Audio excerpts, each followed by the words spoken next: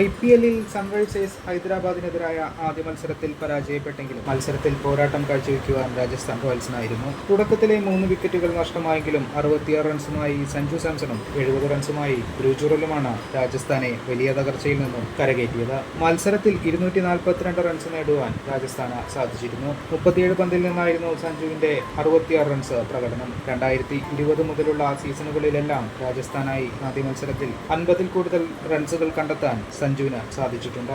ആ പതിവ് ഇത്തവണയും സഞ്ജു തെറ്റിച്ചില്ല. 2020-ൽ ചെന്നൈ സൂപ്പർ കിങ്സിനെതിരെ 32 പന്തിൽ 74 റൺസ് നേടിക്കൊണ്ടാണ് സഞ്ജു ഈ ശീലത്തിന് തുടക്കമിട്ടത്. 2021-ൽ രാജസ്ഥാൻ റോയൽസ് നായകനായുള്ള സീസണിൽ ആദ്യ മത്സരത്തിൽ തന്നെ പഞ്ചാബ് സൂപ്പർ കിങ്സിനെതിരെ സെഞ്ചുറി പ്രകടനമാണ് സഞ്ജു നടത്തിയത്. 63 പന്തിൽ 119 റൺസാണ് മത്സരത്തിൽ സഞ്ജു നേടിയത്. 2022-ൽ സൺറൈസേഴ്സ് ഹൈദരാബാദിനെതിരെ 27 പന്തിൽ 55 റൺസാണ് സഞ്ജു നേടിയത്. 2023-ലും ഹൈദരാബാദിനെതിരെയായിരുന്നു രാജസ്ഥാന്റെ ആദ്യ മത്സരം. ഇതിൽ 32 പന്തിൽ 55 റൺസ് നേടുവാൻ സഞ്ജുവിനായി. 2024-ൽ ലക്നൌവിനെതിരായ മത്സരത്തിൽ 52 പന്തിൽ 82 റൺസോടെ സഞ്ജു പുറത്താകാതെ നിന്നിരുന്നു.